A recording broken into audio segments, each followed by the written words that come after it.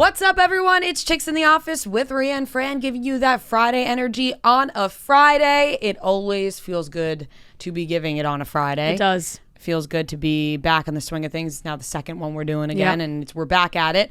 How are we doing, Fran? Oh, wait. First, please don't tell me how you're doing yet, okay? Hold on to that I will thought hold on to it. and make it a good answer. Because first, we're going to be talking about Dat Chat, which is our new presenting sponsor, and we are loving Dat Chat. I know sometimes when we talk about things, they're like, are you really loving it? No, we really are loving Dat Chat. I think it's a really great platform, new social networking app that we are all using here at Barstool. And of course, we have our groups. We have the Chicks in the Office group that you can join. You can join the Cutting Stems group. And it's kind of like an open forum discussion. You could talk about our show. You could talk about other shows that you're watching. You know, you could talk about things you're interested in, and then maybe other Chicks in the Office listeners are also interested in that, and you guys can create friendships out of it. I think it's a great place for people to just like let their thoughts out there. Also very important, you can't screenshot anything. You could set the time for how long you want your comments to be available to other people, and also you can private message with people and say you're talking to somebody, you're flirting with somebody, maybe you're in a relationship, maybe you're not, you're sending risky texts, sending risky pictures. We've talked about the cloud before. It'll get you. Go on Dat Chat and send whatever the fuck you want because it cannot be saved. And I am going to give a disclaimer because I know I saw some of this in the Cutting Stems group. It is a new app. So like for me, I don't have it set so that will accept private messages because you just, like I said, you don't know what people are going to send you unless the way I think people should use it is like you can have your friends for private messages, people you really know. And then you can join the groups and talk and like meet people and have fun. Yes. And then when like you can go into your settings and set it so that only people that like you're friends with can send you private messages. I recommend turning that on. Yeah. Don't talk to strangers unless you want to. Yeah. That's my advice. So you could shut that off, and then you can accept people that you only want to talk to. Yep. I have to do that, honestly. I have not done that yet. I get a lot of random messages, which is not smart on my part. Oh. But I'm going to do that. I'm going to make sure I do that. It's a lot of fun, especially when we watch The Bachelorette. We're getting our takes off in there, and it's just a fun place to just free thought. Whatever, nobody's screenshotting anything, and I think it's a lot of fun because I feel like now on the internet, Twitter, Instagram, Snapchat, things live on, and it could be a dangerous place, and on Dat Chat that does not happen. So go download Dat Chat, add our groups if you're interested. We want people talking about the show on there so we can know what you guys are into, what you're not into. Don't be too mean. Like if you really hate us, like don't write how much you hate us. I would expect if you hated us that much, you wouldn't be listening to this show, but we will be reading it. So be kind, but also be gentle, but get your thoughts out there. Friend, how are we doing? Oh no, I forgot you were going to ask me. I told you have a good answer. I had a good one and then I forgot it. Yeah. I know. And now I got nothing. It was a long week, but I feel accomplished this week. Good. I think we got a lot done. Yeah. We had a bunch of interviews. Was out doing a bunch of stuff. I went to see I saw Wicked last night on Broadway. I have seen it before. But like when I was little, I think like middle school, maybe I went to go see it. So it's been a long time. Great show. Wicked is awesome. I haven't seen it in a while, but it's good. I really, really do love Broadway shows. I just think they're so fun. Just because I'm a musical gal. And the Defying Gravity is a top 5 Broadway song like of all time, I think. Like so? when she rises up in the air and goosebumps every time. The girl sitting next to me was very cute. She definitely like either was a massive Wicked fan or just like loves Broadway, but like she was wiping tears. I could see her singing behind her mask because she was very into it. She was laughing really loud at all the jokes, as she should be. Yes, and it was great. A lot of people haven't been to a Broadway show in a while. Do you have snacks when you're there? You can, unfortunately, right now there's no eating or drinking in the that sucks because of COVID, like because you have to wear your mask during the performance. So like you can. This is why like you go to a football game, it's open air, and like they say you wear your mask, but you can also if you're actively eating or drinking, they say it's okay. Theater's such a small space and so many people. And of course, the actors can't wear masks. So it's in order to protect the people that are on stage that we're not like, throwing peanut M&Ms in our mouths. And so, yeah, that was a little disappointing. I'm not going to lie. We went up and we're like ready to order my red wine and my peanut M&Ms and go sit down. And the guy was like, you have 8 minutes before and then you got to go into the theater. I was like, shit, never mind. That's one of the best things, getting a little wine and getting a little snack for the show. It was a beautiful theater. I love that people I hope people do start going back to shows because they really are so great. I saw this guy in he had red sequin sneakers on, like his ruby. He was ready. He was ready. He was ready for Broadway. He was ready. And it was really good. That's really awesome. good. I love going to Broadway shows. I had wine in my shower last night. Something I've never done before. Wine in the shower is great. I have gotten my friends for Secret Santa gag gifts where you only spend $20. The little holder, you can get one of the suction cup things to stick on your shower wall that holds the wine glass. Yeah, I need that now. Yeah. I had one of the more terrible weeks I've had in a while. I feel like every time I get on this podcast, I'm like, life's great. I'm happy as can be. Yeah. I had a bad week. I was very angry this week and in a bad mood. But it was a tough week. It was a tough week for me, but things are looking up now. I'm actually in a great mood today. I had wine in my shower last night. The weekend is coming. I do feel... Ever since the wine in the shower. It really put me over the edge. Have you ever had outdoor shower, have a beer in the outdoor shower? Oh, I've done that before. Yeah, that's refreshing. But to just genuinely pour a glass of wine and go in and take a shower was something I just... It was... What about I was a alone. Bath? No bath? I actually did do that in Florida last year. I had some wine. I feel in with bath. wine, it's easier if you're sitting down. Right. No, it Are was you a bath person? not at my own house, even though I have an incredible bath there. They're overrated. Bath person. Yeah. They're pretty overrated, but we accomplished a lot this week. Yeah. So I do feel good about that. We're going to have a great weekend. Thanksgiving's next week, which has been haunting me because if you've been listening to this show since last Thanksgiving, last Thanksgiving was terrible for me, just so bad in all ways, shapes, and forms. And we talked about it last night with my family, and they were last year. They were just like, "Can you not ruin Thanksgiving this year? Maybe take it easy on Thanksgiving, huh?" They literally had this talk with me last night. They said, "Can you just not ruin Thanksgiving?" Yeah. And I said, absolutely, I will not ruin Thanksgiving this year. I'm in a way better place. That's not going to happen. I actually told the story the first time to a few people here that just, I guess I never told it to them or whatever, the other day. And they were genuinely terrified because I feel like when I talk about the story, I left out some details. One of the weirder things that have ever happened to me, for sure. I feel like you're Kevin McAllister. Of my your family. yeah. Pretty much. That is so true. We'll do you want to give I'm not asking you to tell the whole story again, but maybe just the Cliff Notes because people might have missed it. If you've missed this story, I ate an edible on Thanksgiving last year. And by the way, I haven't talked about this on Chicks in the Office. I talked about them because we got high. I've been smoking a lot less recently too, just because I don't know. I just feel like not that to be I honest, should, you just not even that you should. It's just I feel like you've been busier. Yes. Where it's not even of course you could, but it's you're busy and you're going from thing to thing to thing, and then when you finish all the things, you're like, oh, I didn't smoke it all, and I'm fine. Right. And it's been great because at the end of my night, I will maybe smoke. And and if I do, it's 1 or 2 hits. It's not a full thing like I usually do. And I don't in the morning anymore. It's just because I'm busier and I'm keeping myself distracted. And I think that I used to just smoke all day long because I wasn't that happy. Yeah, when we were working from home too, it was so easy to it was just constantly all the time. So recently I just really haven't been smoking as much as I did, and I feel great about it. So that's why Thanksgiving will not be the same as last year. But I had an edible on Thanksgiving last year. My sister gave to me, and it was just far too much. I didn't know the milligrams, and it was way too much. And I fully had a full-on panic attack. My aunt's a doctor. She felt my wrist. She was high 100s, almost 200s. You're genuinely having a heart attack right now. And I had this is going to freak people out, and it's what freaked me out a lot. And I promise you I'm okay. And this is right after this, I got a therapist because this was really insane.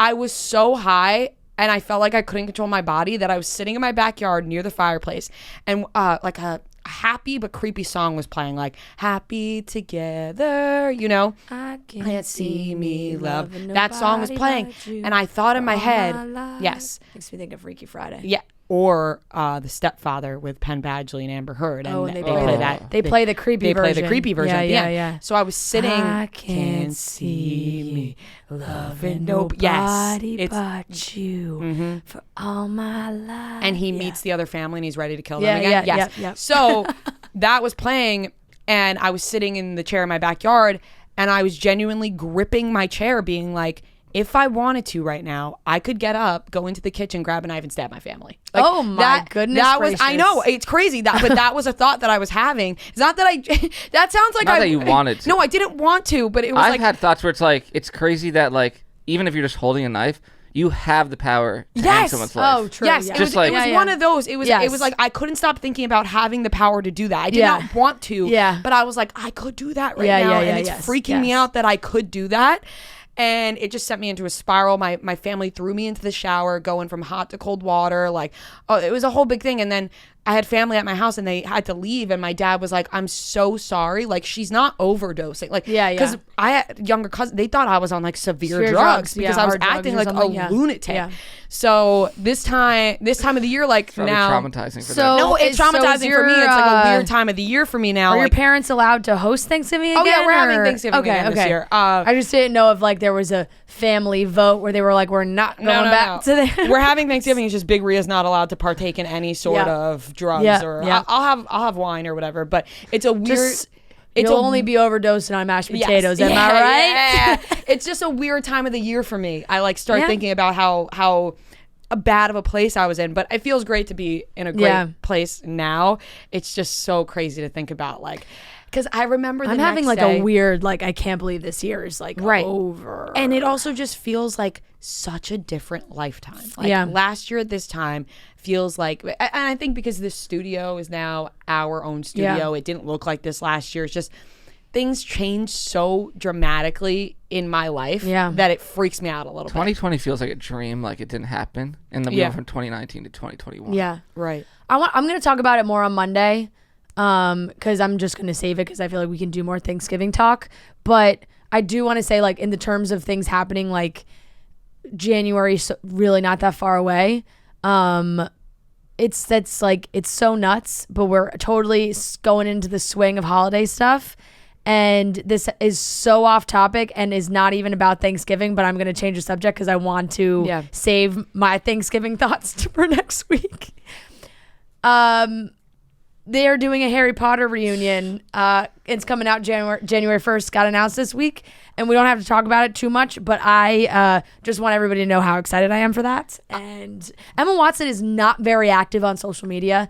And she posted this whole Instagram, about how Hermione's favorite characters ever played, so important to her, and they're all reuniting. It might have been our most shared Chicks in the Office social post. I saw Natalie from the Vlog Squad post it. And she shared our Chicks in the Office post about it. I was like, fuck yeah, obviously Josie Canseco, but that's our girl. She always shares our shit, so thank you to that. Honestly, but Natalie, I was like, whoa. For something so niche to be shared so many times. It is really crazy. Something so niche and particular that so many people care about it. Truly, I'm not gonna lie. I know, but before we do that, I just want to say I giggle every single time I post something Harry Potter, like on my story or like Chicks in the Office does. Without fail, there are floods of people who just say, so niche, and it just makes me laugh. I feel like we need to make shirts that just say so niche, just, like really lean into it. It makes me laugh every time. Yeah. Well, now that we're like referring to Noah a little bit, I like to jump in here, and this is the one thing I will say. Yeah. This is the one thing I will say.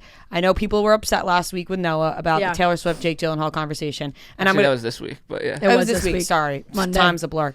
I want to jump in and say one thing, and I am not defending Noah's takes about Jake Gyllenhaal or Taylor Swift, but I will defend Noah's character and say that he is not a sexist, misogynistic pig. Noah is quite the opposite of that. I will say we wouldn't employ him if he was. We know Noah very well, and he is not like that at all. I could promise you that. I want that on record, because as much as you're upset with his take, I don't like the people being like, maliciously mean to Noah. No, it upsets me that people were writing that they feel uncomfortable Noah, and that upset me. I was like, you don't feel uncomfortable around Noah. He's a great guy, and he's just a devil's advocate. Yes, guy. he That's loves his playing thing. devil's advocate. Playing I like to devil's argue. he loves to argue. He likes being inquisitive, and he also loves pushing my buttons. So when I'm very passionate about something, he could not even agree with what he's saying, but he's going to say it because it's going to push my buttons. right? And for the sake of the podcast, it adds a little fun. It adds something he's a little really extra.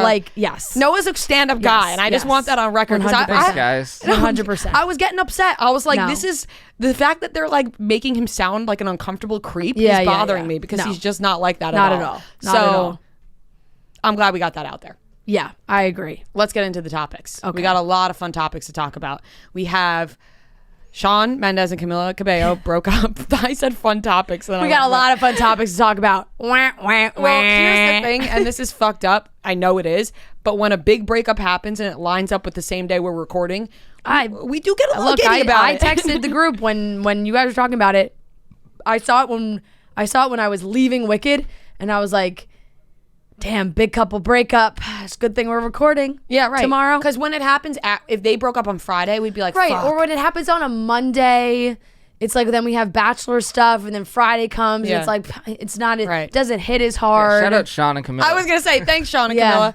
We'll also talk a little bit about Kaia Gerber and Jacob Elordi breaking up in that as well. Pete Davidson celebrated his birthday with Kim Kardashian, Kris Jenner, and Flava Flav. And Hannah Brown she's coming out with a new book, and she released a little story about Peter Werber that we will talk about as well. And Drake and Kanye have reunited, and the internet was shocked, but also not at the same time. Like, who knows what's going on with those two? I will talk about it, but like Justin Bieber was so hyped about that, he literally tweeted out the picture. like not even just Instagram. He went to Twitter. It's really, which he rarely uses, to just post them and write like, love this. It's really funny when you see other huge big name stars get excited about seeing the same things we do. And then we have a great interview/conversation with Hannah Berner. I wouldn't really call it an interview, but it was a lot of fun, and I think you guys will really enjoy that. So let's get into it, starting off with Shawn and Camila. The one thing I have no time for, cooking. Hate it. You hate cooking. I hate cooking. You despise it. I hate cooking. I'm not good at it. I don't like it. But with HelloFresh, for me, and Joe, who actually loves cooking, so it's great for him too because it makes it so easy.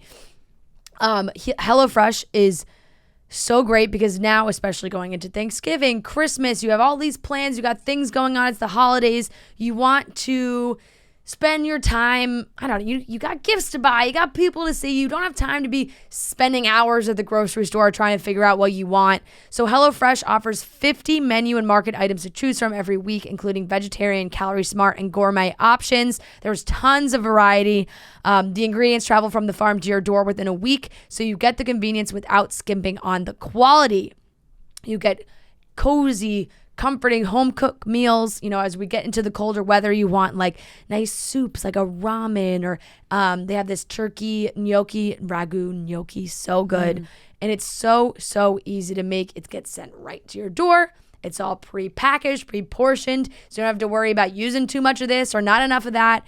It gives you full instructions, and you just have to use everything they send you. They also have a bunch of add-ons for breakfast, desserts, and seasonal snacks, which are all delicious. I'm telling you guys, when I know like I'm having a week where I just cannot have the time to worry about cooking anything, I make sure the HelloFresh comes the beginning of the week and I'm all set, ready to go. It's a can't beat value. Even at full price, it's over 30% cheaper than grocery stores. And with this holiday deal, it's time to try for even less. HelloFresh, and it's fun. You know what I think? Like cooking, I always hate it because I'm like, I don't know what I'm doing. But because they give me instructions, you can do it with someone else. It makes cooking fun. It's a time to talk and chat with, maybe a roommate or a friend or a boyfriend, girlfriend, whatever it is. Wife, husband, child, baby, I don't care. Father, mother, grandpa, I don't care. Whatever it is, you can all cook together. You can go to HelloFresh.com/Chicks14 and use code Chicks14 for up to 14 free meals and 3 free gifts. One more time, that's HelloFresh.com/Chicks14 and use code Chicks14 for up to 14 free meals and 3 free gifts from HelloFresh, America's #1 meal kit. Shawn Mendes and Camila Cabello have officially announced their breakup on Instagram on Wednesday night. They did a joint Instagram story together, obviously. And I thought that this announcement was a little bit different than any other breakup announcement we've had. I liked it because even though I'm kind of anti when they just post the same exact thing, it felt like it was actually written by them. It was more casual. It wasn't like we have an announcement and we are amicably splitting. Like it was like, hey guys, we've decided to end our romantic relationship, but our love for one another as humans is stronger than ever. We started our relationship as best friends and will continue to be best friends. We so appreciate your support from the beginning and moving forward, Camila and Shawn. Now, Short and sweet. Short and sweet, but questions here. Yeah. I honestly, I didn't think these two were gonna like really, I went back and forth. When it first started, it was like, no. Mm-hmm. And then after like a year, I was like, maybe. But everyone after a year, you're like, maybe. They made it to a year. Who knows? Yeah. And then now it's so easy to go back and be like, we knew they were never going to last. Right. I wouldn't say we knew that they were never going to last, but do you think that is a real statement that they will continue to be best friends? Because I don't think it is possible to continue to be best friends with somebody that you genuinely like love in a romantic way. Like, I think it's hard to be friends with somebody that you really like.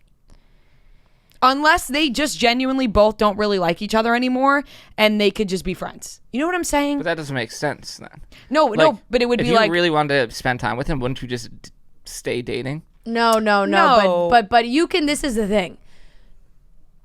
You can be best friends with your boyfriend or girlfriend and slowly lose the romantic, like, sexual side of it. Yes. But still really be best friends. It's like when people joke that your boyfriend or girlfriend, it just turns into your roommate. Mm-hmm. And you're like, do I even, like, where's the tension? Like, am I attracted to this person? Like, we've just kind of become best friends. So for them, I feel like potentially it could be possible. They were such good friends before. The only thing that is going to matter so much is time. Like, I think down the line, of course you can be friends. But right off the bat, you're not going to be friends. You're not going to be chatty. And as soon as one of them starts dating someone else, the other one's going to be butthurt. Like, there's no way that you can just, like, Shawn's not going to be like, hey, bestie, just went on a date with so-and-so. Like, no, that's not going to happen. Unless you truly do not have feelings for that person anymore. Right, unless all sexual chemistry, everything is out the door. It's when Harry met Sally.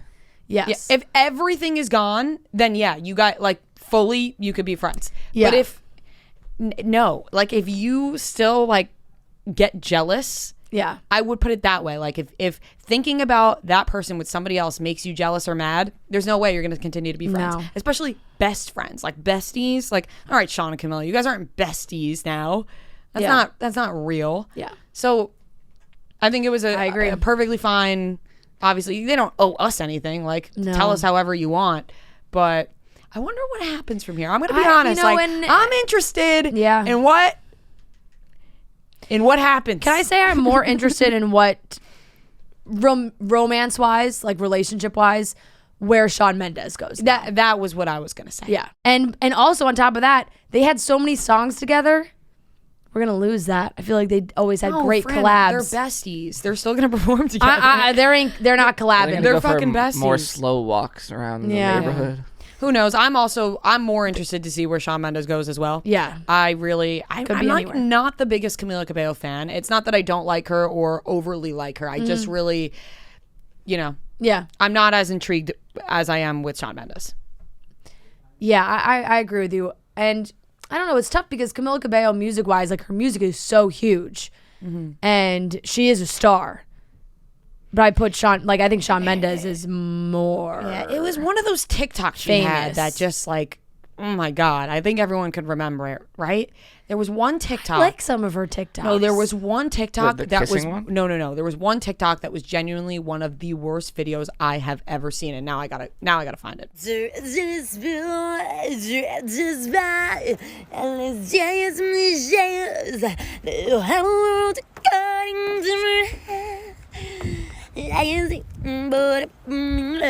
that not one of the worst things you've ever seen?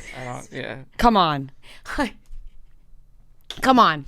I don't have a strong emotion to that. Weird. You don't have a strong emotion to that Weird. TikTok? All right. I wish I didn't have a strong emotion to it, but I do. I have a very strong emotion to it. I hated it. And I mean, it's High School Musical. I like High School Musical. Yeah. She fucking murdered that song. Yeah, I don't know what she was doing to that. I'm trapped to the spot. Yeah, I don't know. Oh, Definitely sorry. weird. Definitely weird. But I don't hate her. I just hated no, that video. definitely weird. That is that's the end of Camila and Shawn. That's it. We're not going to see also- them wearing matching outfits. We're not going to see them performing together on stage. I think that's it. It's also That's the a end wrap. of Kaia Gerber and Jacob Elordi. Yeah. Also one where it's like they're just too young, you know? I wasn't shocked by this one. A lot of sightings of Jacob and Kaia separately at things that they probably should be together if they were a couple. So I feel like we saw that coming. She deleted all of pictures with him on her Instagram. And yeah. Joey King is in a relationship. But no. if they were ever going to reunite. No. Kissing Booth 4. I've had enough kissing booths. I think we've gotten enough kissing booths. I think. Would you agree? No. Did you ever watch Kissing Booth Do you know? 3? No, but do you know that The Kissing Booth is like my sister's favorite movie? Like The first one. She loved that one. I remember when it came out. She'll text me randomly and be like, I really think this is one of my favorite movies ever. And my sister is a like movie connoisseur. Like she likes a lot of old time movies, like black and white movies. Yeah. Like she's seen it all. She loves for Kissing some Booth. reason, she just loves The Kissing Booth. And that's one of those movies she would make fun of us for watching because she refuses to watch High School Musical because she's like, thinks she's better than it. Yeah. The Kissing Booth, though, loves it. Kissing Booth 3. Yeah. You never watched it. That, what's his face? The friend, and I'm forgetting all their characters' names, is like the worst character in movie. Like, I remember you talking about this. It's just like, just let her date and stop being such a freak about having to go to college together. Great. I don't know. Anyways, it reached like a very weird point. It was like, you got your own girlfriend to worry about, dude. Like, anyway, the possibility, Jacob and Kaia are done. The possibility could still be there. And I feel like we have not seen him. Like, maybe because Euphoria hasn't come back in so long, but I do think it's coming back soon. So that'll be big. But yeah, they're those two insanely beautiful young people who in Hollywood, not gonna last. Too young and beautiful. Yeah, there's so much to be had. Exactly. Way too many people to flirt with, go out with. They're far too young. Too young. That's all right. They'll be okay. Things are really getting serious with Pete and Kim. I hate to break it to you, Fran. You were so wrong because Page 6 has just announced. Every episode, I'm just more and more wrong. Right. Page 6 announced that they are officially dating. Kim and Pete are officially dating. Fuck yes. I'm so hyped over this. And Pete Davidson celebrated his birthday with Kim Kardashian, Kris Jenner, Flavor Flav, and Kim and Pete were wearing matching Skims pajamas. Like Friends All of them. blazer a little bit. Right now. It does look a little bit like Friends blazer, so she's matching with them too. But they're so in, and Dumois posted a little something that was like, look out for this new couple for like a triple date vacation. Holy shit. I'm thinking Pete. Holy shit. I'm thinking Pete, Kim, Travis, Courtney, Megan, and MGK are all going to go on a tropical vacation together over the holidays, and we're going to lose our fucking minds. They're in, they were in or not. On Instagram, currently, it looks like Courtney and Travis are in Cabo. They've been doing a whole big Travis birthday celebrations. But yeah, some kind of holiday like New Year's Eve trip. Pete and Kim will be the first to break up, but it's going to be a little bit. They're going to go on a New Year's Eve trip. They are. And all of them. And guess what? They're going to post a picture of all three of them kissing at the same time on New Year's Eve. Don't you think? Yeah, it's so possible. It's so possible. They're officially dating. And I've officially lost my chance with Pete Davidson. Yeah. It's so far gone. The news of their budding romance comes after several dates in Davidson's native NYC and Kardashian's hometown of LA. The King of Staten Island star most recently traveled to California for his birthday on Tuesday and spent time at the Keeping Up with the Kardashians alum's mom, Kris Jenner's Palm Springs mansion with Flava Flav. Flava Flav was the one to post this picture, number one. On his Instagram. and Pete, Kim, Chris are all in Skims pajamas. Did they like the picture, any of them? Because I wonder if he got permission to Well, post I said this I don't recording think the it group matters. chat. Like, I wonder if they took these pictures and never thought anyone would see the light of day, and it's like, oh, but then Flavor Flav They look like a posted professional. them. No, can I tell you, that's an edited photo that yeah. Kim Kardashian knew was going up on Flavor Flav's Instagram. You think? Because she would, that picture, Kim Kardashian, obviously she looks great, but it looks like the picture was edited. Like, Why are they with Flavor Flav? That's why I don't know. It just looks like a professional photo. Like, it looks like it was taken by a Yeah, photographer. like a real camera. Yeah, or whoever, someone has a real camera.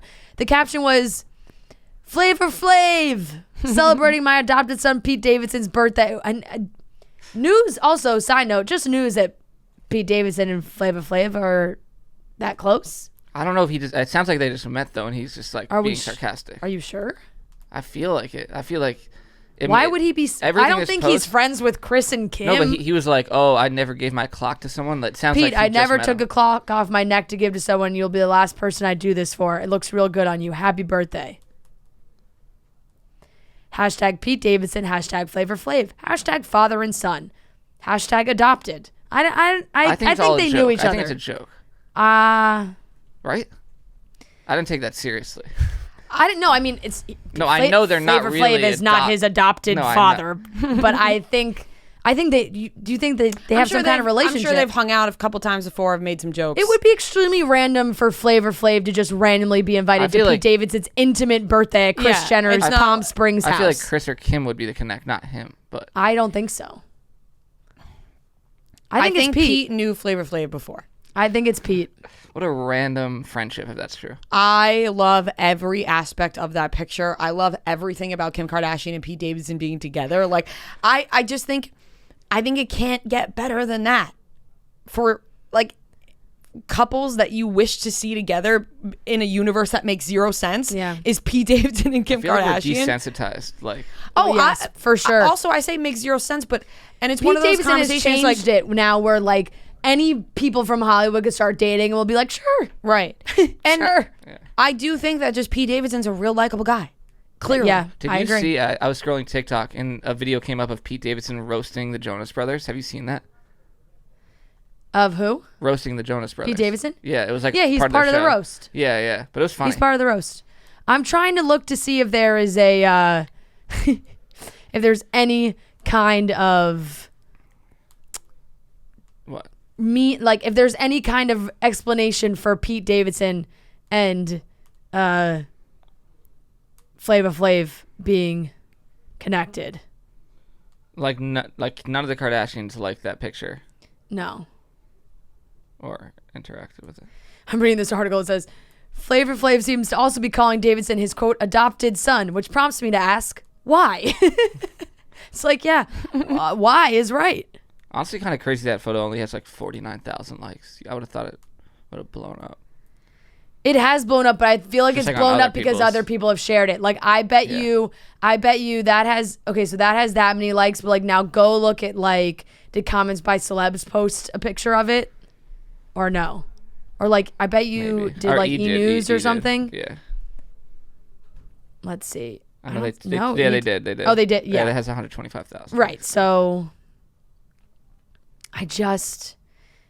it really, I don't know. I guess if somebody could please give me an explanation of whose side of this relationship Flavor Flav is on, I would like to know. I don't even know why we care so much about that. Flavor Flav, in any room, I feel like it's like, he doesn't fit. I just feel like I feel the opposite. I feel like it's Flavor Flav. He can fit in anywhere. I'm just looking for Maybe he can fit context. in, but it's like, who do you know here? Wait, no, Right. wait I'm a just looking second. for I have context on the photo. I think I have context.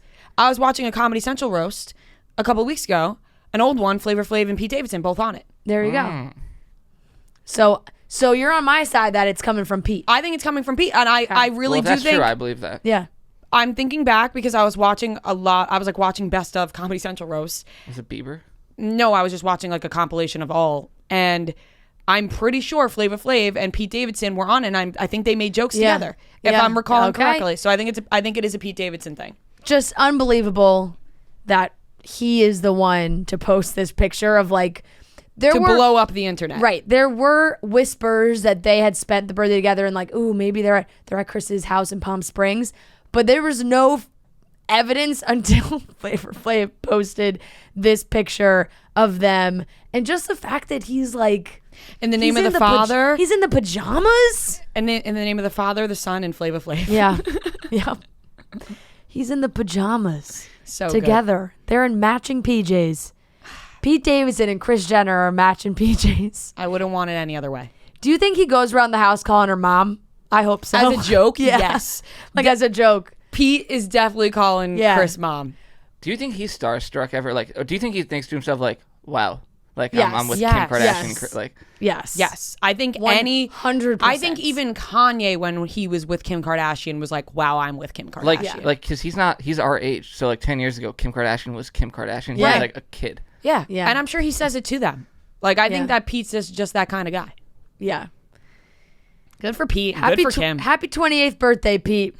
Celebrated in style. Big time. Skims style. Crazy. Kim, you dog. I'm happy for Kim. I keep saying, like, So happy good for Kim. I just feel like Kim's, it makes me think that things got dark with Kanye and it just like was not fun and there was no like laughter and like light in that time, that she just went for the polar opposite. Like, I'm going for the guy that's going to make me laugh 24/7 and like I can just have fun with. And that is Pete Davidson. Yep. I think one of the worst things about shopping sometimes is finding pants that fit. I have a big problem with this because, you know, my butt is bigger than my waist, and then my waist is, And you're a little itty bitty thing. and then my legs are short. not. Yeah, I'm short. My legs aren't fitting. It's too tight around my waist. I mean, it's too tight around my legs. It's big around my waist. My pants are falling. I'm dragging them across the floor. It's very hard to find pants that fit well. But with Public Rec, you can find that. That's why you got to check out Public Rec. They make athleisure wear in waist and inseam sizes because they believe comfort starts with a better fit. You're more comfortable when things fit better, for sure. I'm always uncomfortable when my pants don't fit, which happens to me quite often. They also have the all-day jogger. It sure does. It really more often than not. It happens we had to tie you into your pants. It just for happens. a live show. And not then, if you were wearing Public Rec. right, and then a lot of times it's too tight. I just can't win. But with Public Rec, I do. They have the all-day jogger, and it's a first of its kind. It's technical pant available in waist and inseam sizes.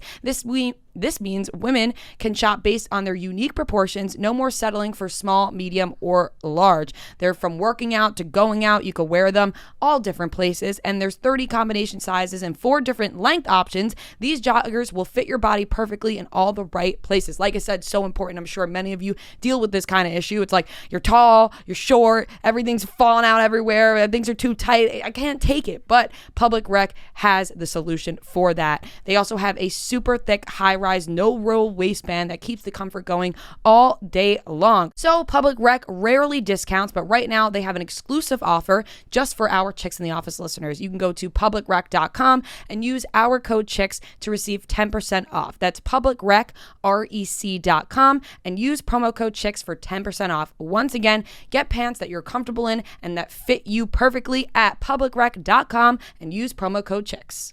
These two reunited, Drake and Kanye. Didn't see it coming. Didn't really think that this was something that was happening anytime soon, but they reunited in Toronto, apparently. They were at a Dave Chappelle show, and they're in the crowd. They went to dinner, posting pictures with each other. And yeah, I guess we don't really have too many details besides the fact that they're hanging out. actually, I think that was at Drake's house. Dave Chappelle was at. Oh. Yeah, I think that's what he said. Dave Chappelle They were all at Drake's house. But it looked like Dave Chappelle was like doing stand-up. Yeah, no, but he was like, he said like this Canadian, like we're all here. Like he I think it was definitely at Drake's house. Interesting. Very interesting. I think that, I don't know, did Pete Davidson bring these two together? was it something they bonded over? I don't know what made them decide they were going to be friends, but listen, I think that it seems like maybe Kanye is trying to make amends. Kanye probably feels like he doesn't want to get kicked out of this world. Right. So he's like, all right, let me start getting friends with everyone again. He apologized to Soulja Boy. Yeah. That's what I'm saying. Like, is he... Yeah. It could be that. Maybe he feels like he burned bridges that he's trying to repair at this point. Can't All let I Kim know and is Pete have all the spotlight. Yeah. He's going to reunite with an enemy to take over a little bit. The only thing I care about, truly, I don't give a fuck if these two are friends, make music together. Be so Some good. all-time songs are with Drake and Kanye. I think people forget that. Like, Forever. Forever is one of the greatest rap songs to So ever good. exist. Like, those two together are so good Yeah. that's all I want. Like, don't even be friends. Just make an album together. Yeah. Kanye Drake That would be album amazing. together would be. It would just blow everything out of the stratosphere. It wouldn't even be close. I feel like all of those I now have to bring up every song that they've possibilities done together. are on the table. Oh yeah, that's the first Now- thing I thought of. Well, because think about this: when Meek and Drake were fighting, Yeah. and then they made up, everyone was like, "They're gonna make a song together." Oh, And yeah. what they do, they made a song together, "Going Bad." It wasn't that good, but Yeah. it was fine. Drake and Kanye, like, they just Did Kanye bleach his eyebrows? Is that Oh something yeah, that I don't know happened? I Right? noticed He like something looked different like with he him. had no eyebrows in all the Yeah. pictures. He's really But that experimenting video was with so his funny. looks. If you The just video listen to is Kanye, so funny. Kanye's just like, Like they're both just like, yeah, like it's Drake like walked away like and- at some point. the fact that Justin Bieber like screenshotted that video of like the two of them. I gotta go Imagine and look all at three of the. them collab. I want to find. Did he say like, He was like- this friendship or like love this or like it was something like that? Oh, I'm not Jeremy Bieber. I'm not Jeremy Bieber. Are we talking about Justin's dad? Yeah. Where is it? He wrote. Oh, he wrote "Love See to See It" at Kanye West at Drake. It's so funny. Love to see it. I wonder what the initial like. I wonder what Did happened. you guys know that Drake helped Kanye write "Father Stretch My Hands" Part 1 and 30 Hours on The Life of Pablo? Yeah, because remember in the diss track, he was like, "Father had to stretch my hands out." Yep. Give it to you." Yeah. All options are on the table here for these two, I feel like. And I'm not going to lie, I do think Kim and Pete might have something to do with this. I think so too. And here's the thing: I rather Drake and Kanye be friends than beef. I know that everyone Yeah. likes a little good fight here and there. I rather these two be together. Yeah. And I do think a lot of not necessarily the beef, because I know there's been tons of other stuff involved, but with Kim out of the picture now, at least kind of. I don't know. It's so weird because it's like they're not divorced officially, and Kanye's talking about their marriage. She's dating Pete Davidson now. We're in like Kanye limbo. Kanye needs friends. Did you Yeah. watch that? He needs support. Any of that Kanye interview? No. But like, they brought up like the whole versus thing where artists yeah. go against. He was like him and Drake, like that's a possibility that they would do that. And it's like I wonder who would win. I feel like Kanye, but I don't know. We're like, no, hold hands and make music together. That would be unreal if they No, like, it would went be. head Yeah. to head. Like, Yeah. But remember Lil Wayne and Drake used to go, they had that tour when they went head to head? It was the Drake versus Lil Wayne tour.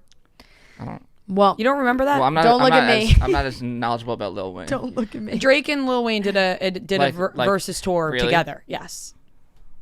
And then they like performed the songs that they have together. Yeah.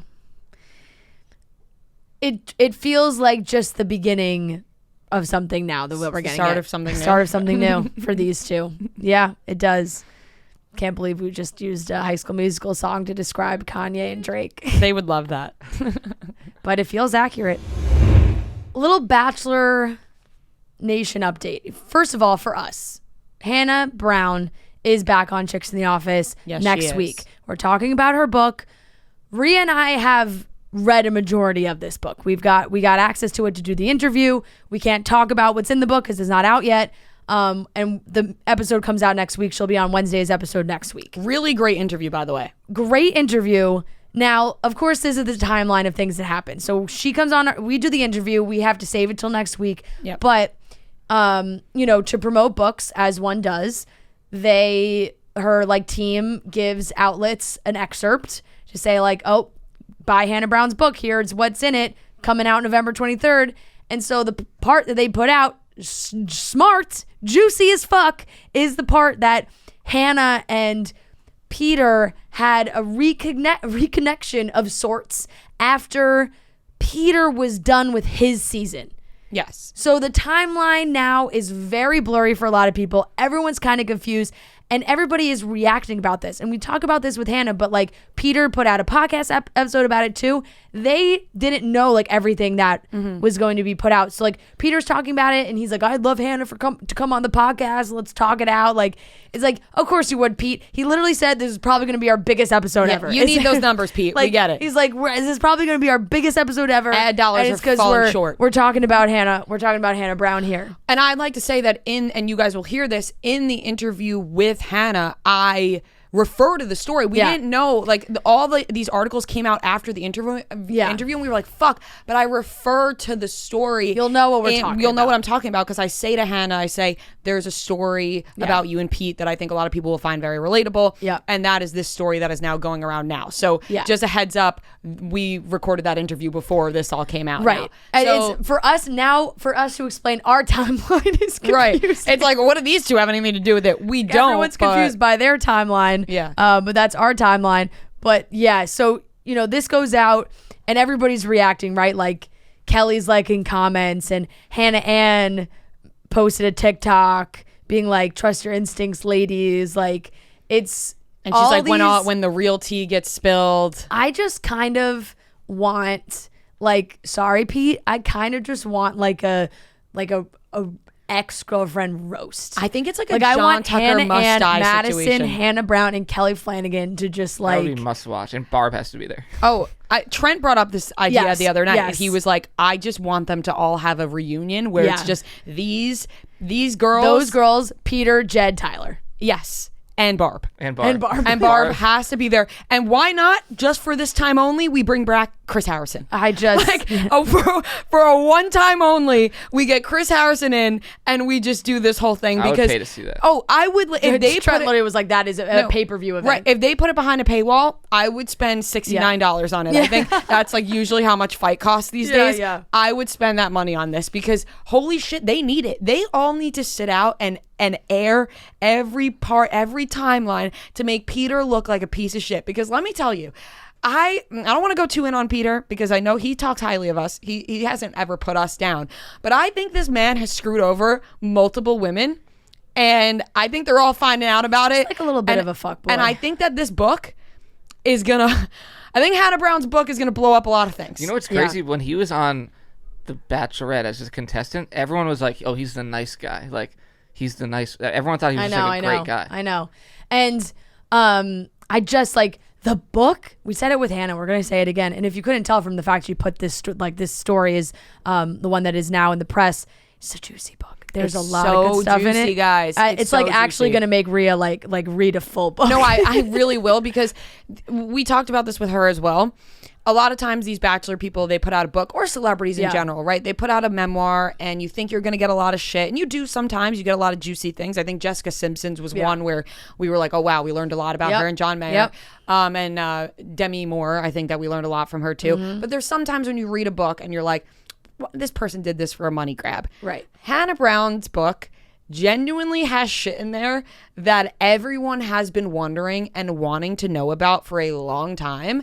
And I really recommend people buy it and read it, because if you're into this world, you're gonna go whoa, like you're gonna be like, wow, she really gave it to us. Because there's stuff about everybody else too. Yes. Okay, so Hannah, I'm looking at the Bachelor data account, like made a whole timeline, right? So Hannah finale, Jed breakup, Tyler C, let's get drinks. That's July 30th, 2019. August 2nd, 2019, Tyler spotted leaving Hannah's apartment. August 4th, Tyler spotted with Gigi Hadid. Oh my God, the fact that was 2 days apart. August 20. Tyler, man, come on. August 2019, Peter and Kelly meet prior to Peter's season at a party at the wedding situation. Peter's season begins filming September 2019. September 2019, Hannah, after just spending a night with Tyler or whatever, hanging out with Tyler in August, Hannah crashes a date on Peter's season. Lots of tears, she wrote on the timeline. Tyler and Gigi break up October 3rd, 2019. Hannah and Tyler see each other at the People's Choice Awards November 10th, 2019. And then November 2020, Peter's season finishes filming. And then, so now we go to, that's November 2019. That's a typo. November 2019, Peter's season finishes. January 2020, Peter's season starts. which is also when Hannah and Peter and Hannah Ann break up in January. So lost. Wait, you said Peter season starts? Yeah, No, he said- Peter season finished filming Filming. November Okay. 2019. Oh, okay. It aired on TV January 2020, but at that point, Peter and Hannah Ann were having issues. Yes. So then Peter and Kelly see each other at the Super Bowl, which she has said, there was some flirtation. And then they're seen together at a club. That's all beginning of February.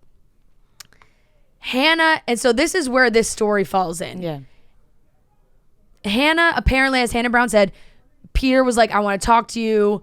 Things didn't work out with Hannah Ann. And then I tried to make things work with Madison, but I don't know where that's at. It's like, I'd love to, like, let's catch up. And that was after Dylan and Hannah G's engagement party. Hannah and Peter hook up after seeing each other at Hannah G's party. That's February 26th, 2020. So this is why, like, Kelly was like on her stories being like, I gotta write a book. If Kelly Flanagan, if I'm Kelly Flanagan, I'm pissed right now. Beginning of February, she had was kind of reunited with him at the Super Bowl stuff. Yes. And then quickly after that was when the world shut down. So then February 29th is when Tyler's mom passed away. And so after that, early March is when Hannah was spotted in Jupiter with Tyler. Mm-hmm. And then everything shut down. Crew. And then Peter was at Kelly's in Chicago. And what the dates she has on here, and Peter commented, he was like, you're missing pretty good, but like you're missing some stuff. So who knows, but this is what the public has, right? Maddie and Peter, official breakup was March 13th, 2020. So that's after the stuff with Hannah Brown. And March 14th, Tyler picks up Hannah at the airport. Bam, lockdown. She's in Jupiter. And then Kelly and Peter spotted in Chicago March 26th. Head spinning. Head is spinning. There's really not a lot. It's very hard. It's honestly really hard to go through the whole thing. Hannah make that YouTube video? That was during the quarantine. That was almost after quarantine. Wow. Yeah. Oh no, that was. Oh, she has it on here. She's so good. Bachelor data. Hannah and Tyler release YouTube title What Really Happened, October 6th, 2020. Damn. A lot to take in. A lot. And a lot. And these ladies are going to speak. Yeah, they're going to start talking because now that Hannah put this in a book and that book's going to come out, all their stories are going to come out. Right. Someone give Kelly Flanagan a book. Kelly Flanagan, come on the her podcast. Story, she was like, you guys think I should write a book? Yeah, Kelly, you want to come back here and talk to us? Kelly Flanagan, please come back on the podcast. Yeah, we can come back. As soon as the book's out, you come back on this. Yeah, and yes, Peter does talk. This is a thing about Peter, right? Behind the scenes, I feel like he might be a little different. He does this stuff on the podcast where it's you listen, I listen to the clip, and it's yeah, Hannah and I were together. And it's but he still only says nice things. And it's I'd really love Hannah to come on and let's talk this out. It's all right. He's such a bullshit artist. Yeah, oh man, but it's going to be good. Kudos, Hannah Brown put a lot of her side of things in this book. And we're going to see a lot of it. We're going to have to talk about it again once the book comes out because there's even more. But this is what has been released so far. We have a great interview chat, whatever you want to call it, fireside chat with Anna Berner. But I want to tell you guys that I truly, and I think it's because we have been on the road a little bit, traveling, and especially on nights that we're in the office late, we're getting a lot done. I described my week. We were very accomplished, got a lot done. I straight up dream about my bed. I am daydreaming about getting into my bed. And really, it's because I love my Helix mattress so much. I promise you guys, I really have a Helix mattress. She really does, and it's great. It's so great. I have the Midnight Lux King mattress. It's phenomenal. And it's one of those mattresses that is not only great because it gets sent right to you, it's easy to get onto your bed, but you don't even have to really worry about adding anything to it. I feel like there's so many mattresses you get where it's you got to put something on top or you got trying to make it softer or firmer, whatever it is. This mattress is so perfect. I don't have to do anything to it. I just got to put my sheet on it. I crawl into bed every night and am so happy, physically puts a smile on my face. That's how much I love this mattress. It's customized right to you. You take a quiz. It takes just 2 minutes to complete, matches your body type and sleep preferences to the perfect mattress for you. So it's like, why would you buy a mattress made for someone else? You go through, do you sleep on your side? Are you a hot sleeper, cold sleeper? All of these things that help them tell you which mattress fits your sleep style best, because everybody is unique. They have a 10-year warranty, and you get to try it out for 100 nights risk-free. They'll even pick it up for you if you don't love it, but I promise you guys, you will. Helix even has financing options and flexible payment plans, so a great night's sleep is never far away. It even has mattresses with specialized cooling technology if you and your family can never agree on the temperature of the thermostat. That's a big it's a big thing in where I live in my apartment. One of us runs cold, one of us runs hot. So we need a mattress that's going to keep both of us happy. We both absolutely love our Helix mattress. Like I said, I got matched with the Midnight mattress. I got the Midnight Luxe. It's to die for. Helix is offering up to $200 off all mattress orders and 2 free pillows for our listeners at helixsleep.com/chicks. That's helixsleep.com/chicks for up to $200 off and 2 free pillows.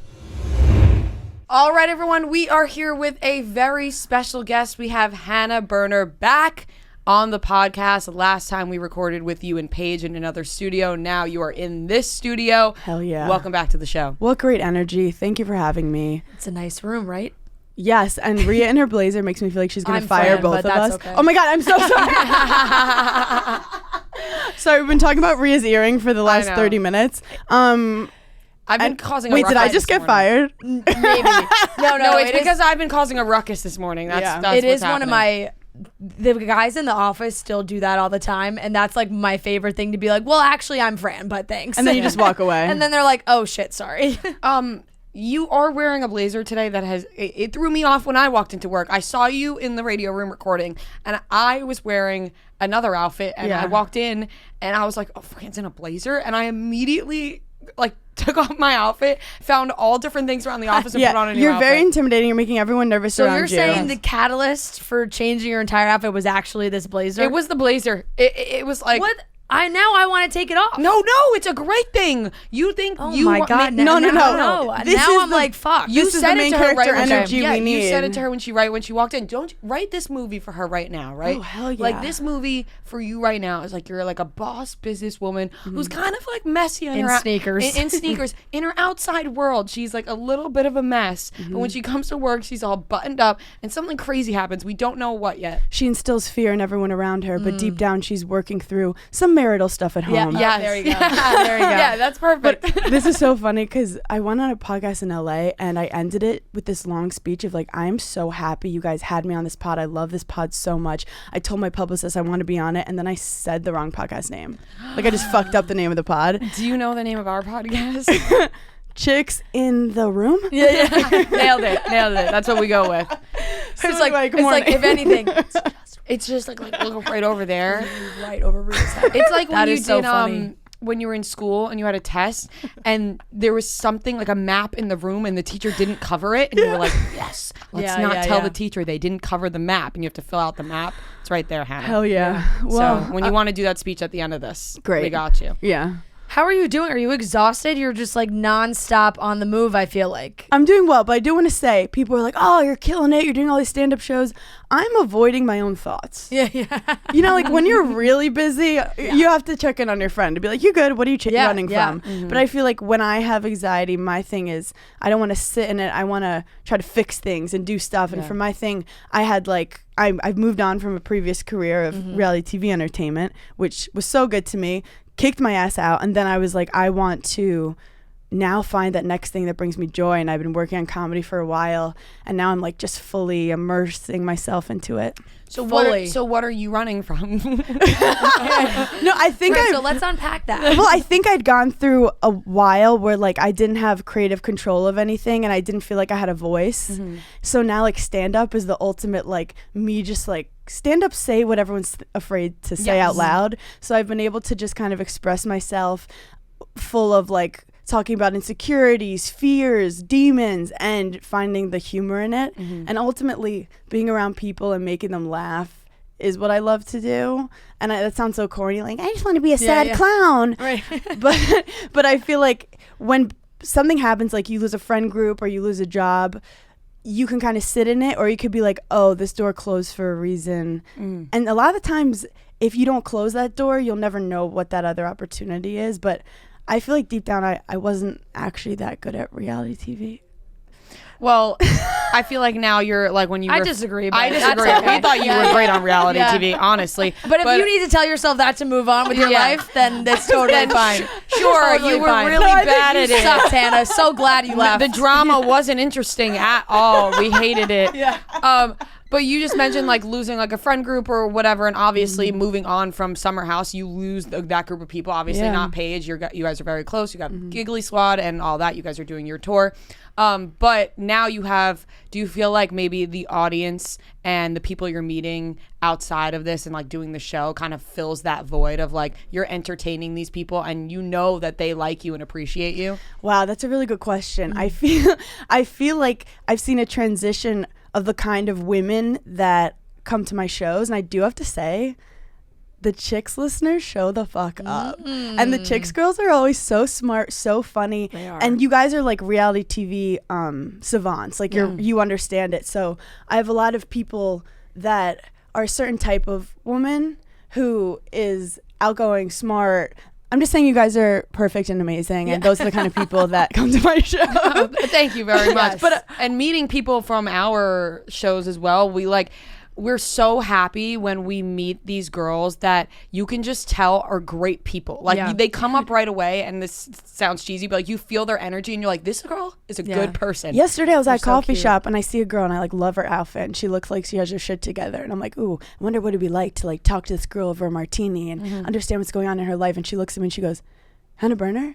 Yeah, love your podcast. And I'm like, that's so I think what I'm trying to say is when I'm walking down the street and in the Lower East Side and a bunch of like drunk bros yell, Hannah from Summer House.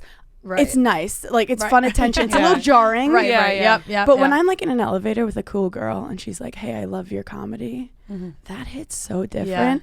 Just in a point where it's the people that like really know me. And your shows are just you. You know, your shows are you. So it's not very, like It's not like they like you within a group of people. They like you as yourself doing your own or even like thing. liking my friendship with Paige, and it's something that they've seen in a very unstructured, raw, like what you guys do. Like Paige and I just go. There's no like narrative or thing we're trying to portray.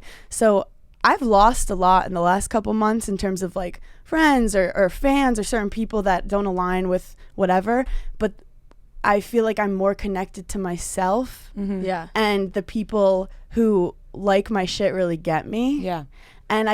And it's almost like quality over quantity. Yeah, and I feel like it always finds its level, right? Like even if you lose fans, you lose friends, you gain fans and you gain more friends. Like it's never like you're just going to lose everything. Well, the truth is, if everyone likes you, a lot of the time it means you're not being like fully who you are. Yes, because not everyone likes everyone. You don't like everyone. No. Certainly not. No. I mean, we love Franz Blazer. But does everyone? Probably not. We'll take a poll of the Probably office. not. But I find that with dating too, like I used to want to be so likable on a first date, and I just like everything's chill, everything's vibing, I love everything, I'm so laid back. But that you're just like every other girl playing that same game. But if you come in and you show some weird sides of you, you'll scare the fuck out of some people, but you'll also really attract someone who likes you for you. So what I'm trying to say is, even though I didn't have like the perfect season of reality TV, I surprisingly had some people be like, I kind of like you, crazy son of a bitch. For sure. And also because it was real. I feel like people forget, and we talk a lot about this with reality TV, is that like if someone put a camera on you 24/7, how would you come across? Like everyone always wants to act like they would come across looking so perfect because they think they're right all the time. It's like you really don't have any say of what's going out there. They can make you look a certain way, and also just like you're not always right, you're not always wrong. Like people just always, when they like judge these shows, they think that they would act perfectly, and it's mind-blowing to me. Like people think that they would always just be so likable. Or they don't even want to go there. It's so fun to judge you guys. Like it's fun to act above it. Like like seeing someone do something fucked up and sit there and be like, I would never, but like, did you see that? And it's like, bitch, 2 days ago you did the same thing with your friend. Yeah. Or you did something way different that was also bad. Like Everyone's done shitty shit. Yes. And it's funny because at first, I recently have been getting messages of certain types of people who were like, hey, I've been the brunt of that like group mentality friend group that decides like we're done with this person and we don't want to listen to them and we're just done. And people, or like we had a party group of friends that I got in a relationship and now like they don't vibe with me. I've also gotten girls have been like, hey, I see myself in you and I don't fucking like it. Or like, hey, like I've spoken up to like abusive guys in my life and I don't like that and you were making me not like myself. And I've gotten some really introspective messages, or even people being like, hey, I want to be a comic too and I think I hated you but now I realize I'm gonna start a podcast, and I'm like, fuck yes. Yeah. So I've almost learned about like friends and women, and I've also learned about myself, because my biggest fear was in the public eye ever like not looking perfect. I think that's everyone's biggest fear. For sure. Oh yeah, for sure. And I was really scared our last interview. I was in like defensive mode. I was in scared mode. I was just like, I'm not Satan, I swear. Yeah. And now I'm kind of with you guys like, I'm still here. It's kind of the best when you like shed that version of yourself of like, I just really don't care what people think. Like I'm just gonna be like me. The last time she was here too was like right before like, the reunion. we didn't know for sure like where, like if you were gonna go back or not. Like it was like kind of a limbo. I think I like to call it's an ego death. Yeah. And ego is something that's like so fun. Yeah. And like reality TV is so ego, where like you love that people think they know you. They treat you like the Beatles because they like really get you, unlike some more unattainable celebrities. Right. Like you're like their best friend. And then you start to think of yourself like, I'm just everyone's perfect friend. Everyone wants to be my friend. And then at some point you realize that it's the highs and the lows are really inauthentic. And people who love you and people who hate you, you can't take that shit to heart. Yeah. So I've had a lot of learning lessons. Did you ever go back to a reality TV show? Not saying Summer House specifically, but just like any sort of reality TV show. I love to entertain people, and I think I don't like to like make any plans. I'm not like knocking on doors being like, hey, I need to do a new reality show. But I'm just kind of seeing naturally what I like to do. I've learned a lot about it. Yeah. I've like Googled some stuff and I'm like, why didn't I Google that before I filmed, you stupid bitch? Like I've Googled stuff about like patterns and like things they do, and I was like, you cocky bitch, you thought you were just gonna go in and just own them and own everything. But it's like I'm like you guys, where I like journalism, I like producing. So I had that mindset going in. I don't like journalism. Sorry. No, I'm kidding. You guys are primetime journalists. You are the CNN of pop culture. So I'm kind of open to all kind of entertainment, but right now I've been working on like an hour of stand-up and just trying to get better at it. And Giggly Squad's been really fun. So I'm just kind of going where there's positivity, and like I do think I'm like a fighter. So like I was gonna fight to stay in any career, but sometimes the universe is like, bitch, you're done. And it's a thin line between quitting and leaving what's not meant for you at the moment. Which is, I mean, both of you have dealt with, I mean, I've had you both on Burning in Hell, both fucking epic episodes. Great where you episodes. both have dealt with having to leave a situation that didn't feel right, but you also feel like you're failing people. But we're all sitting here and we're breathing and healthy, knock on wood. It's always scarier than it actually is after the fact, I feel like. Yes, and also despite the fact that like people talk about it on podcasts and tweet about it, like people don't actually care. They don't. This is something I feel like people really need to understand. Like even in this place, I think a lot of people get really riled up, and including myself, I used to get really worked up about what people said. And we talked about this on your podcast. Now I'm like, when somebody writes a tweet or a comment, they literally just write that tweet or comment and then go think about whatever else they have going on. Like they're not thinking about you throughout the night you're the one going to bed thinking about it. So exactly. And and you can kind of decide how you react to it, but it's hard because my anxiety before means like, okay, you need to fix something. There's clearly a problem if these people are upset about this. You need to fix yourself. And then you realize like a lot of stuff people do is to get their own attention. And these people don't have thousands of people saying it to them. No. So they don't have like that empathy of understanding both ways. But I've always been like this with my career path. Like I was in tennis, I was in sales, I was in marketing, I was in video producing, did reality TV, did podcasting. Now I'm doing stand up, and I'm kind of just like every 2 years I'm kind of like let's mix it up. Let's mix it up. But I'm very happy that I know that you guys are like a pop culture pod. And at first I was like, oh, I'm not in Summer House. Like chicks might not be like interested in the tea anymore. Oh my God. I appreciate you having I mean, you have some great comics on all the time. So we love having comedians on, and it's so much fun. And sometimes like what's fun like about kind of being able to pick our guests is we can pick the reality TV person or the actor or the musician or whatever, and it like has that has a different feel to an interview. Or we have a comedian who we can actually sit down and just like talk about life, you know, because sometimes we don't have like, you know, we don't have a musician on or something and we're like, tell me how you are. You know, that's some of my you good, bro? Right, some of my favorite let's interviews. like talk about your feelings, and we're just like, so you haven't like, you know, you got a new album coming out, like tell us about it. Yeah, you know? But it's not also always just like I love thinking like, oh, when was the last time I was on this pod? And in that time I felt like so many people cared and so many people had these like final decisions of like character and stuff, and it's like, we were immersed in a season of a show that has a storyline and shit. And like that season was so intense too, so I feel like it just escalated all of those things. But now, like, are you watching anything? Like, are you watching Winter House? You guys, it's fucked up. Do you have any time to even watch TV? Like, I'm that kind of person. I think it's because I have ADHD that I'm realizing through TikTok. But like at the end of the day, instead of going to sleep when I should, I need that like waste of time. Like even if it's midnight, I need to watch an hour of like. And I'm really into documentaries recently, but I loved reality TV. You guys, like I loved Vanderpump Rules. Well, that's what I'm saying. Like you watched all the stuff. You talked about it. You did. A whole show loved it. I did a whole show about it. I was on chat room reflecting on it. Yeah. I can't watch it. Can't watch it anymore. Yeah. It makes sense. I might though. in a couple years. Yeah. But I have volatile reactions. Yeah. That makes sense.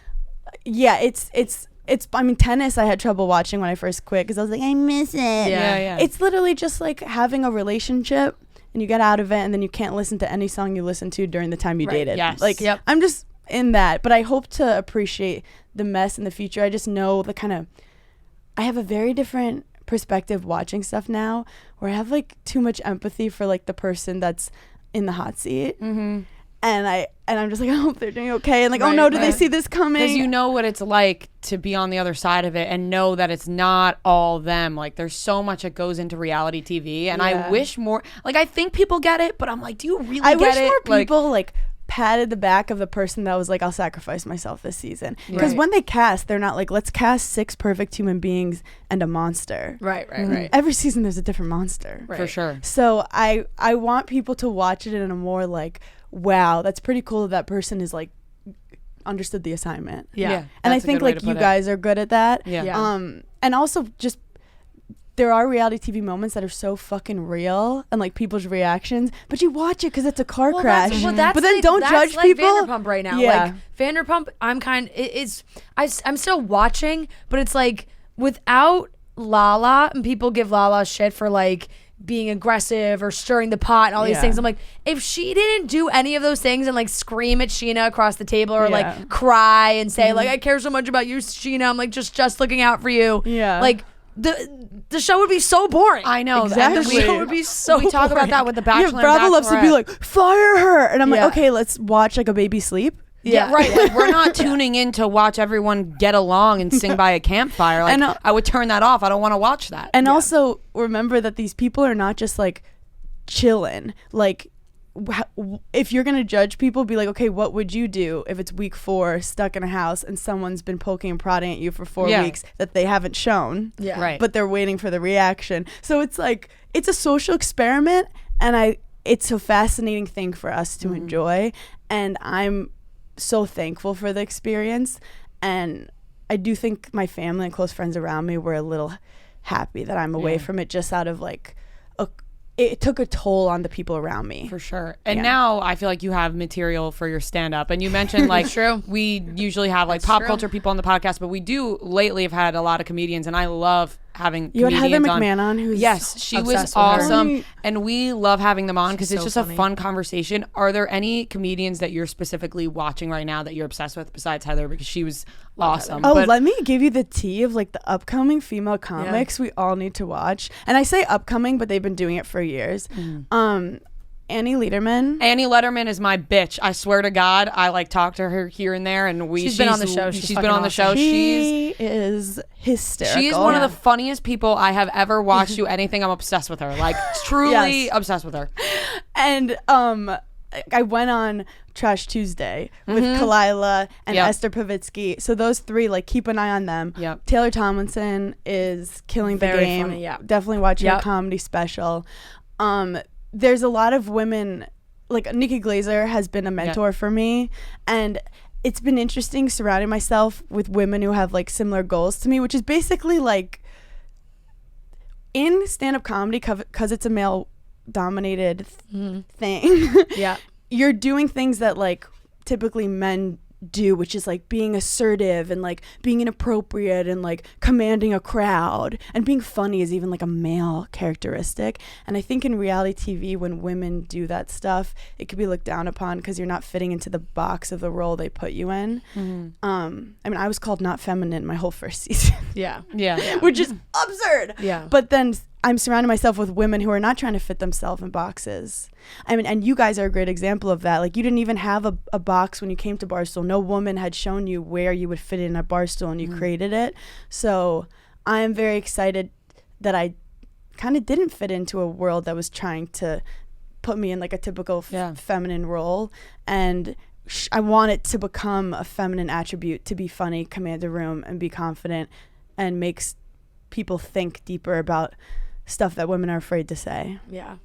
I think it's great, and I feel like your shows are probably so much fun. When like, I just feel like you're always in New York, and yet we're not. Why are we not been to like, one of can her you shows? can you let everyone know how they can get to your shows right now? Well, Unless they're all sold out, HannahBerner.com. like, let's I'm all over. push this out there. But sometimes I feel like I'm looking at your Instagram, I'm like, okay, she's in Connecticut, and then Rhode Island, and then Florida, and then Ohio. You guys, it's And not. It's like, how are you getting all It's not these glamorous. places? It's called Sky Miles. But like, I literally was in Tampa, and then I was in Orlando, and I have like a 10-minute joke where I just shit on Disney. And like halfway in, I was like, I'm in Orlando. And like, I even have But it probably fit even better there because they really know what it's like. I have a joke where I make fun of the suburbs, and they were like, there's no suburbs in Florida. I'm like, then what is it? And they're like, it's Florida. And I was like, you guys are fucking out. And you guys probably saw when you went to different places, different reactions. Different areas. Every crowd was different in their own way, which I think is awesome. But then you have to like realize which audience you're playing to. Like, I do a joke about finance bros, and in LA they like didn't process it. They're like, that doesn't hit as hard like in New Silicon York. Valley or something. I did a joke about how exposed brick I love, and like, if you have exposed brick in your apartment, I will fuck you. And in LA they were like, a crack den. And I'm like, it's expensive in the East Coast, bitch. But this is the secret. So comics, you have your like hour that you're practicing when you're headlining around the country, but then you have your like home base in the city where you do 15-minute spots where you practice your new jokes. So I'm at the Stand, which is in Union Square, which is where I do my like practice spots during the week, and it's really cute. There's like a great place to get drinks. So you guys are welcome whenever to hang. Also, you can meet like kind of the up and coming comics in the city, do some, scouting for future future podcasts. I love going to comedy shows. They're like it's one of my favorite like date nights in New York that I feel like it's such a good date idea. And I also see you guys, like, you guys are comedians in your own way. We're not, but I wish I was. But I will never label myself as a comedian, because then I could just be funny, right? It's like, oh, she's funny. Yes. You know what I mean? But I'm not quote unquote trying to be. As soon as you start calling yourself a comedian, We got she's a going to be problem. like, no, she's not fucking funny. Right. you're not And then saying all of a it's sudden funny. it's like, oh, she thinks she's so funny. It's like, Once well, you I put it didn't in say your- I'm trying to be funny. in your Instagram bio once it is. Well, that's why we're so clear with our live shows. We were like, we are not stand-up comedians. Like, we are going to do our show like live. And then you're just like, whoops, I guess I'm just a naturally funny. I have no effort that's into me. this. But we don't Literally. like we don't have bits. But we like, But No. I do think that it's funny when you can. Some people I think are way funnier in person, but like because who knows what happened in my childhood, I need that like every night external validation of, even if it's 10 people being like, you're funny. So I'm like a full at night I have to do it. So you guys are a little more grounded for whatever reason. So I'm proud of you guys. Yeah, I just throw my jokes around here and hope people laugh. You know? Occasional tweets. Right. Yeah. Yes. Well, But really, some likes. Yes. That'll do. Every day you guys are like finding a bit really and an angle. she's also really gotten into being a little jokester on her close friends on Oh, Instagram. yeah. That's so her- I gotta that's- add you to that. that's My close friends That's is where her. That's her new thing. That's Right. when she tells people how she really feels and see what reaction and then, she gets. but then you have your close friends being like, ha ha ha, and you're like, that's even better. Well, that's the thing. Yeah. I didn't want to be a stand-up. I was just the one in the group chat that always kind of killed. yeah, You know, like- always got the ha ha. Yeah, like pressed I on got it. that. I was like, Yeah, I'd yeah. like see it back and forth, and I'm about to slam dunk this. So I just try to make my friends laugh all the time. And then I was like, I'm really good at making my friends laugh over text. And that's why I feel like the girls that come to our shows, I don't give a fuck if certain people think I'm funny. Honestly, when some people think I'm funny, I'm like, I have to reevaluate myself. Yeah. But when the girls that come to our shows think I'm funny, it makes me feel like it's a friend. Yeah. Like Right. making you guys laugh. Like it's a similar perspective of stuff. But definitely. Now, so you're traveling so much.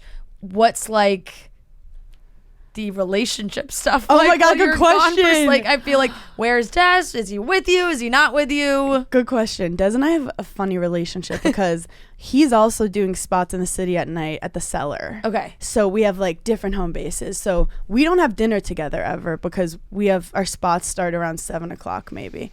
So we wake up in the morning. He wakes up at 6 a.m. Like, That's tough. yeah, we can talk about that for hours. Yeah. Then 9:00. he's Morning like, sex or no? I like morning sex, Sorry, your but what's mother's in the morning? room. Oh yeah, believe me, she's been through worse. She's so desensitized. So by 9:00, he's like, I've been up for 3 hours. I've walked around the block. I've had coffee. What are you doing? So then we'll go to brunch. That's like our date. Yeah. And then we'll like do podcasts, whatever. We have kind of. I always thought I was gonna be with someone who's different than me, like a shy guy who just like lets me shine. But then you get bored of them after 6 months sometimes if they're not like really their own person. Unfunny guys are just not good to be around. That's why everyone's like, how could Kim be with Pete? And I'm like, stand-up male comics have fucked the most beautiful women I've ever seen in my life. So Des and I are kind of doing the same thing. So we don't. It's like I traveled the West Coast and he went to Ireland for a little tour. So we just like call each other at whatever time zone worked and be like, how were your shows? How were your shows? Yeah. So we're kind of just in it together. Yeah. We're in the same mindset. And also I feel like that kind of works. It More works than in that- like if he was in some different job, like in New York in an office, and like you're doing shows on the West Coast, and like it's like he 'Cause you gets guys, it. you guys Yeah. can relate to it. And Yeah. It's like, Exactly. And we're Yeah. going through the same shit. So no one feels left out. Like I'm having this crazy experience that he's missing out on. He's having the same experience. It's been nice because we've been on top of each other since we met. We met in quarantine. Yeah. We spent so much time together. So it's this new thing of like missing each other. Right. And also it wasn't easy, like 5-6 months into a relationship, having like a TV show air where like he was involved too. Right. So like it was hard for us to go through because we were, 6 months ahead in our lives. And then to have to like relive some shit. yeah. It's like, oh Yeah. my, and I know that's the generic thing. Like, I don't want to relive it. yeah. But you're having to talk about it and stuff. So now we're enjoying like the calm after the storm where we can now like date again and not be asked about our relationship so much. It is hard being in the public eye with it. And I think ultimately he's sober, he's 45. We're getting married in May.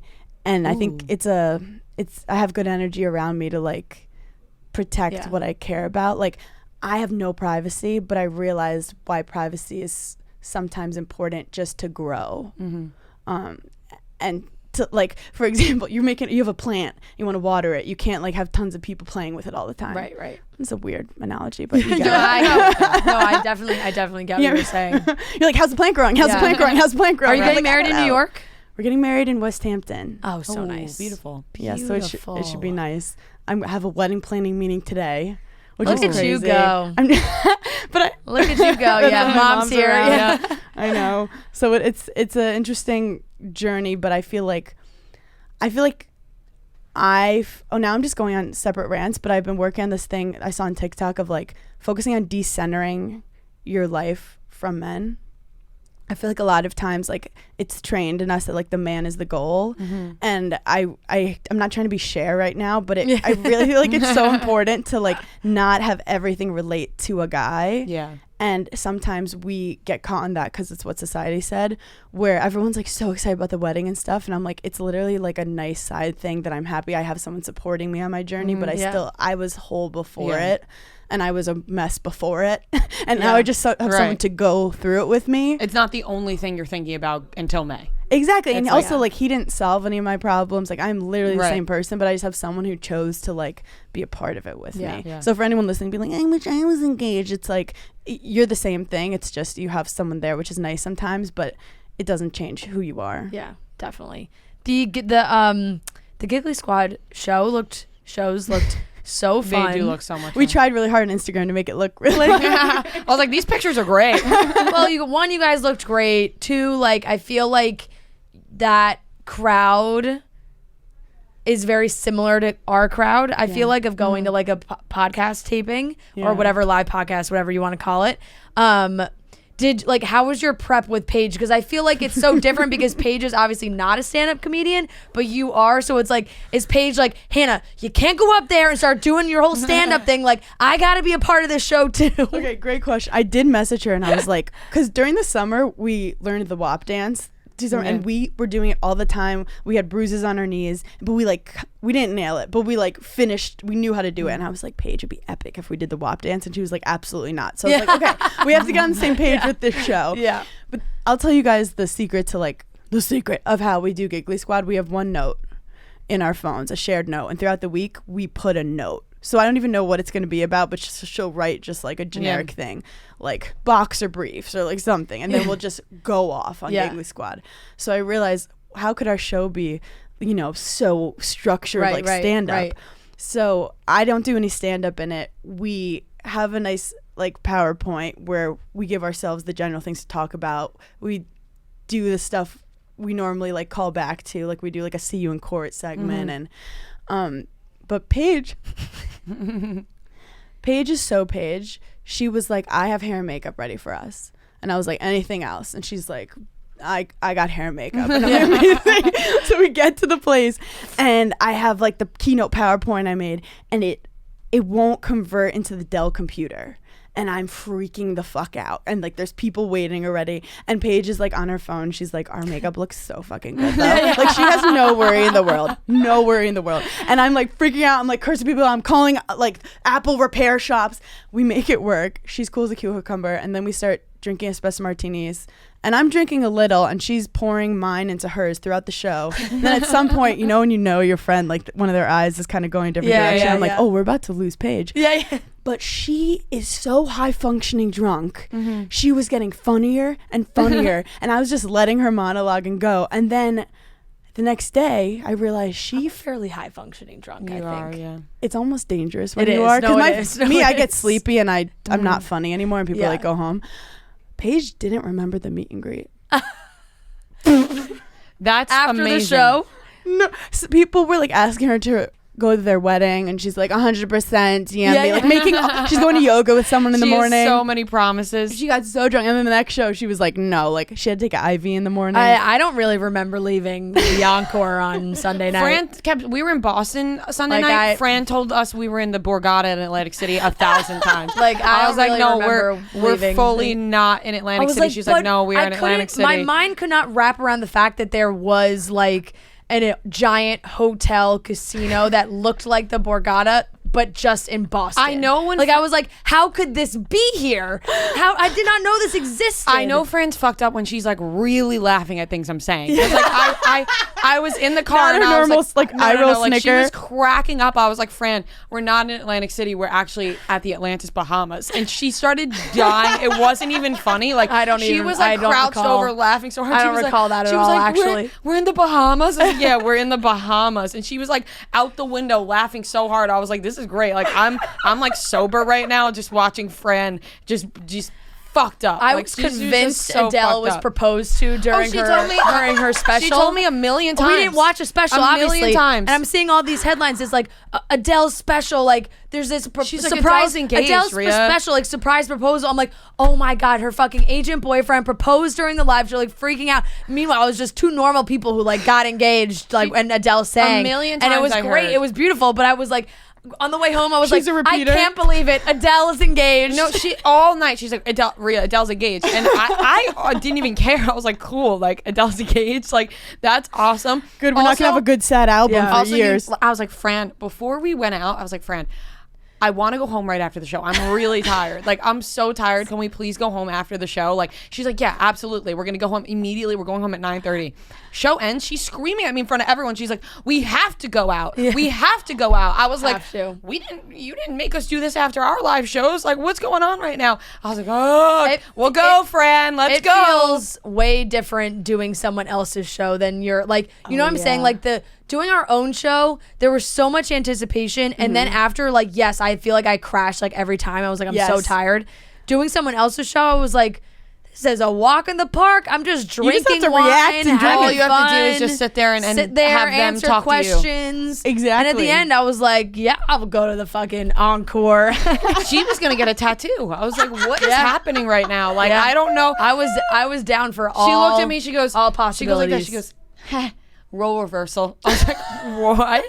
She was freaking me out, but I liked it. Paige, we got in. We're so happy. People were in our green room, and Paige goes to the bathroom, and she's in there for like 10-15 minutes, and people are asking me like, is she okay? And I'm like, yeah, and I know she's puking, like, yeah. And then afterwards I'm like, were you puking? She's like, no, which means she did. Next morning she goes, dude, I think I fell in the bathroom and just lied there and started laughing for 10 minutes. And I'm like, what kind of journey did you have last night that I wasn't a part of? That's the but best when you're journey performing by yourself in front of everyone, we're drinking, and she kind of felt like we're just drinking with all our friends. And then she was performing, so I wasn't mad. I was like, girl, go off, sis. Yeah, you lose yourself. You lose yourself. Well, we got to in come music to the one of moment. those shows, and we got to get to one of your shows Yeah, we'd love to whenever have we you. can. Thank you so much for joining us. Oh my God, today. thanks. So happy to have you back. Thank we feel like in a you. different light. Yeah, and I do also just want to throw out there for the people listening that Paige was our guest at our New York live show, and Hannah was also invited. Yes. I just want to make that clear. Let's make that very We did clear. not Hannah invite was too Paige busy and for not us. Hannah. No, but I Hannah, was so mad. I wasn't.